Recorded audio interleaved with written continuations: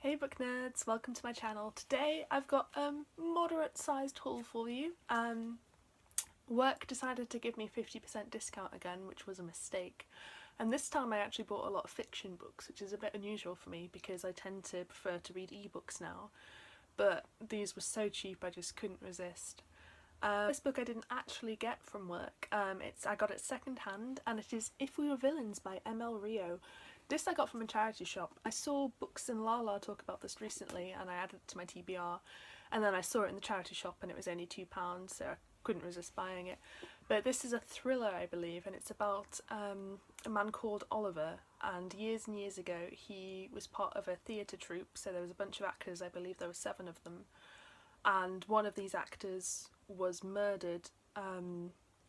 Oliver took the fall for it. He went to prison. It's 10 years later, he's come out of prison, and the detective who was on the case has sought him out to find out whether or not he really did it. This just sounds really cool.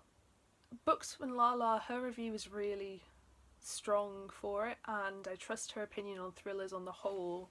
We tend to have similar tastes when it comes to thrillers.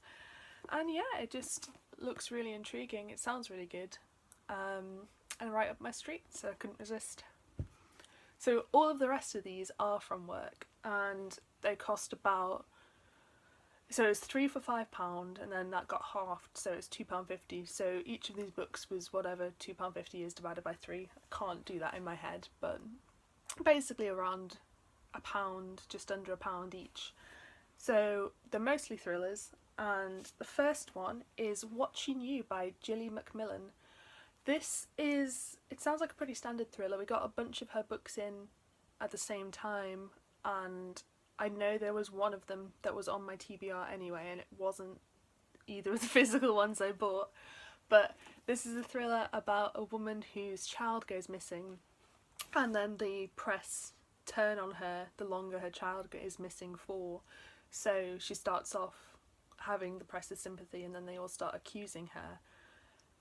Pretty standard thriller setup. It sounds intriguing, and I also really liked these covers. There's that one, and the next one I bought is also by Gilly Macmillan, and that is The Perfect Girl. And this is another thriller. This one is about a girl who is a music prodigy, I believe, and she seems to live this perfect life, but years ago three friends or 3 teenagers were killed somehow, not necessarily murdered, but it was her fault. She served time for it, and now no one knows about this part of her life. But then I believe her mother is murdered, or again dead, presumably murdered, in the present day. So I assume she's gonna, like, secrets about her past are gonna start rising to the surface. But yeah, they look really nice together, the 2 books. Like I said, I've heard good things about Gilly Macmillan. I'm in a really thriller mood at the moment, so I thought I'd pick those up. On the similar vein, the next book is I Did It For Us by Alison Bruce. Shockingly, it's a thriller. So this is about 2 female friends, Emily and Joanne, and Emily takes a disliking to Joanne's new boyfriend and decides to take matters into her own hands. So I don't know whether she's going to kill the boyfriend. I presume that the boyfriend is going to die and you're not going to be sure who did it, but both women have dark secrets in their past. It's super short, this one, but yeah, this sounds super intriguing. I do enjoy stories about intense female friendships, and the kind of, I like it when a thriller aspect's thrown in. So yeah, hopefully that'll be a good read. The next one is another thriller, and this is one that's been on my TBR for absolutely ages, and it is A House Full of Secrets by Zoe Miller. Funny fact, my work doesn't actually stock this book anymore, but I moved recently to a new store, and they've got so much stock in the back of the store that is just old stock. So I found this in a pile of books, and I was super happy because I've wanted to read this for ages.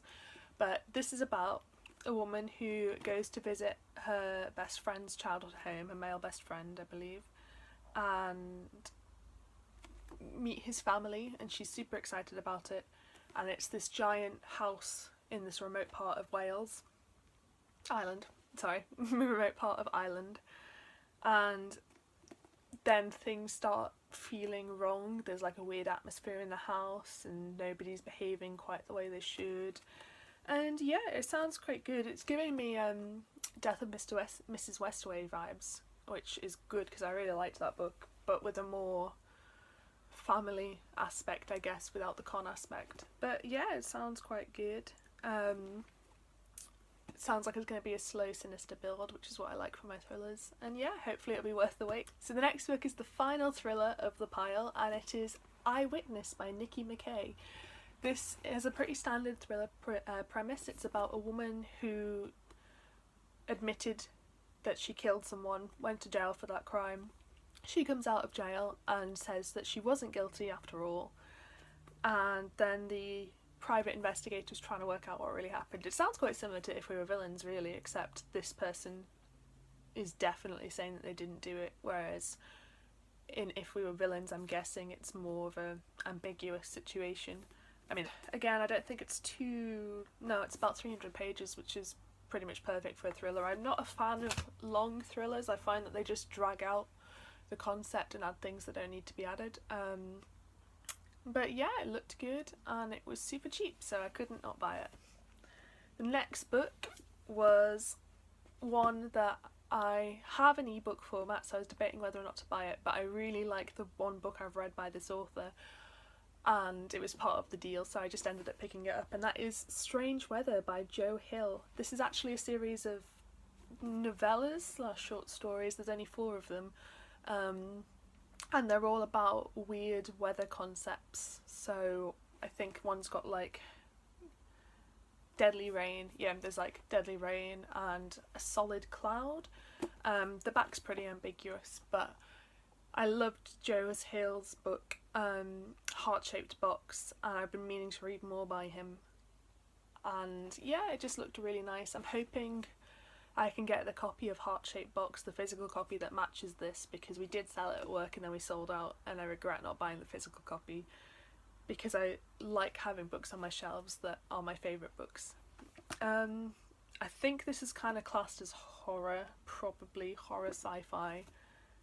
The rest of this pile is all non-fiction books, so the first one will come as no surprise at all if you watch my non-fiction book haul, and it is True Crime Unsolved.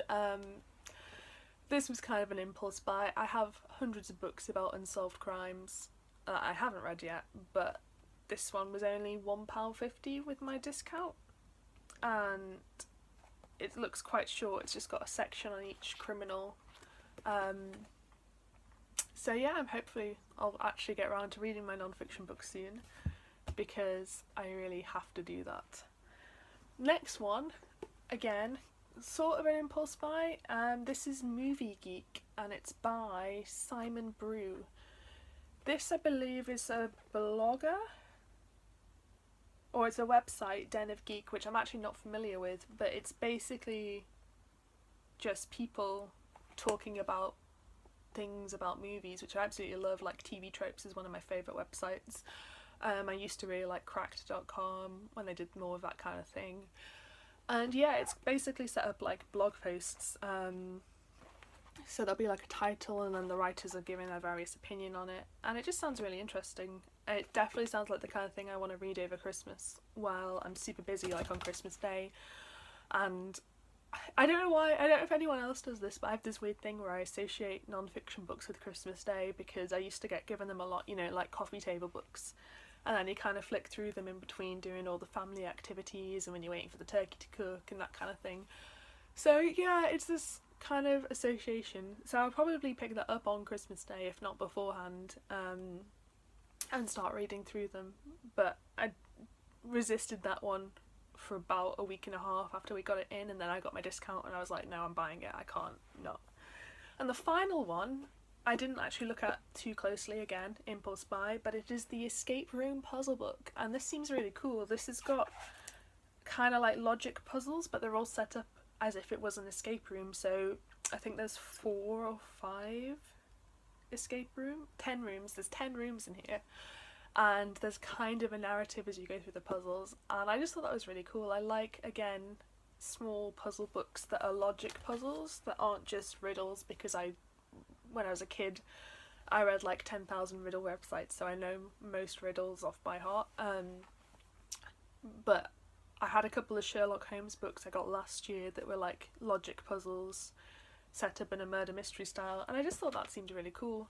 That is my haul. I'll hold them all up again for you. Mostly thrillers, a couple of non-fiction.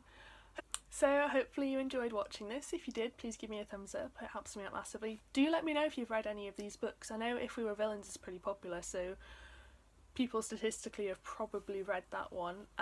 Let me know what you thought, and I hope to see you next time.